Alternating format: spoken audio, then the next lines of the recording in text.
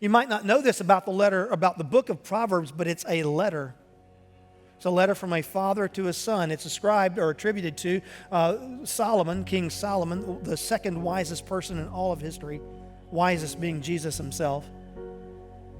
The Proverbs is considered to be a letter from Solomon to his son, the crown prince of Israel. Think about that.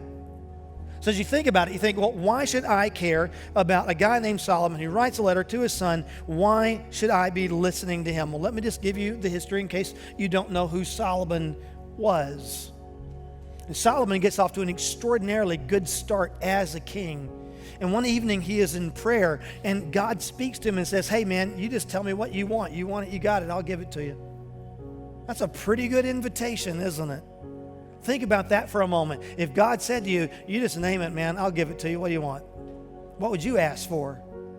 Solomon considers his options, and this is what he says, 1 Kings 3:9. I ask that you give me a heart that understands, so I can rule the people in the right way and will know the difference between right and wrong. That is a pretty good thing to ask for right there. Wouldn't you agree? He says, God, I just want you to make me wise. I've got a big responsibility here with these people. Can you make me wise? Look at verse 12, 1 Kings chapter 3. I will do what you ask. This is what God says. I will give you wisdom and understanding that is greater than anyone has had in the past or will have in the future. And that's exactly what happens for Solomon. He grows in wisdom. In fact, he becomes world famous for being wise. And as long as Solomon walks in wisdom, he flourishes. His kingdom flourishes. Things go really, really well. But as Solomon ages, sadly, he does not continue to walk in wisdom. And so he looks back, he can see his dad David and his family unravels, and now it's Solomon's turn, and he walks in wisdom for so long, and then he starts doing foolish things, and his kingdom unravels. These are tough times. These are tough things going on in these people's lives. So you can imagine as he writes Proverbs, he's kind of like, son, I've been through some ups and some downs. I've got some wisdom to share with you. Now, as he writes this letter to his son, he's going to say, listen, I want you to understand something. Wisdom is not just a collection of smart, witty sayings. It's not just occasionally getting the right recipe on something. He says, I want you to understand this. Wisdom is a relationship. And he says, son, you're going to be in a relationship with either wisdom or foolishness. It's a binary equation. It's one or the other. You're going to be in a relationship with either wisdom or foolishness. And that decision to be in a relationship with either wisdom or foolishness is going to set and chart the course of your life. Do you get it? And he says, this is not just any relationship, by the way. This is a really big deal. Don't think small relationship, think huge relationship. And so the first 9 chapters of the book of Proverbs is basically just this whole discussion about our need to be in a relationship with wisdom. So let's think this morning a little bit about those first 9 chapters, about the whole idea of wisdom or foolishness as a relationship for us. Now, when we think about that, that sounds weird to our ears, doesn't it? Because we don't think of wisdom and foolishness as people. We think about wisdom and foolishness as qualities or as traits, but Solomon challenges all of that, and he's going to personify wisdom and foolishness. And then you look at verse 6 and you see some of that kind of that imagery around relationship that I told you about. He says, hey, son, think about wisdom. She's the girl you marry. She's the one you watch out for. She's the one that you take care of, and she in turn will take care of you. Okay? You don't want just a marriage with wisdom, son. You want a really good marriage with wisdom, he's saying, because you do not want to be in a relationship with foolishness. Wisdom, that's far better. Foolishness, that is the girl that your mother always warned you about. You stay away from foolishness. Because if you get into a relationship with foolishness, you will begin to do foolish things. Makes sense, doesn't it?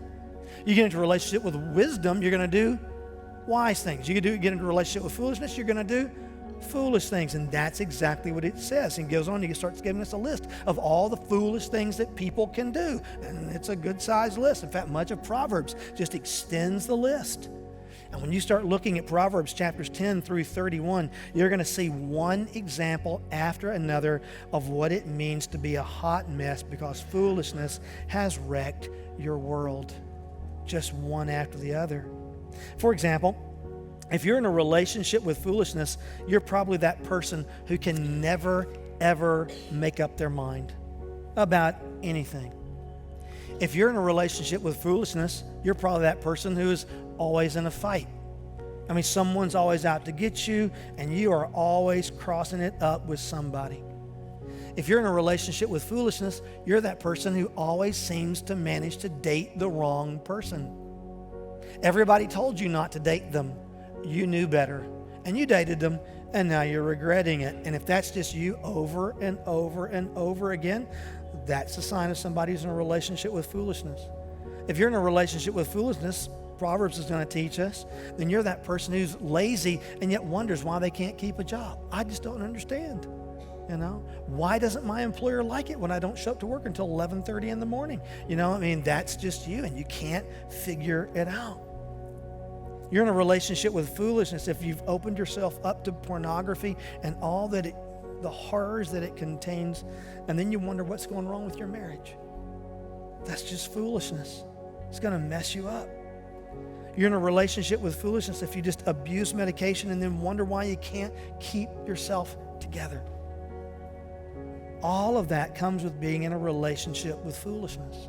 And we're going to learn about that as we look through Proverbs over and over again, just in daily, detailed ways where we're going to have to stop and ask ourselves, who am I in a relationship with here? With wisdom or foolishness? And if it's foolishness, it's going to mess up your life. Contrast all of that foolishness. Contrast all of that stumbling around the dark. Contrast all of that not being able to find your way. Contrast all of that with, I'm walking down a paved road in broad daylight and I can see. That's wisdom. And that's what being in a relationship with wisdom is going to do for you. Because wisdom is a person, and we're in a relationship with that person. Now, you and I have access to some information that Solomon did not yet have or did not yet fully and completely understand. Wisdom is indeed a person, okay? But the identity of wisdom is far greater, far grander than anything that Solomon could have imagined, okay?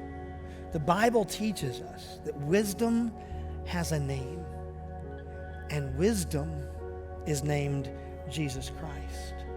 And the voice of wisdom is Jesus Christ, and Jesus is calling us to make God-honoring decisions with our time and with our money and with our relationships, and every single bit of that flows from being in a relationship with Jesus Christ, with wisdom himself.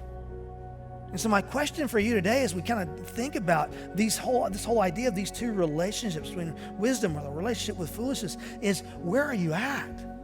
What relationship are you in? Because if you're in a relationship with wisdom, you are hearing the voice of Christ himself.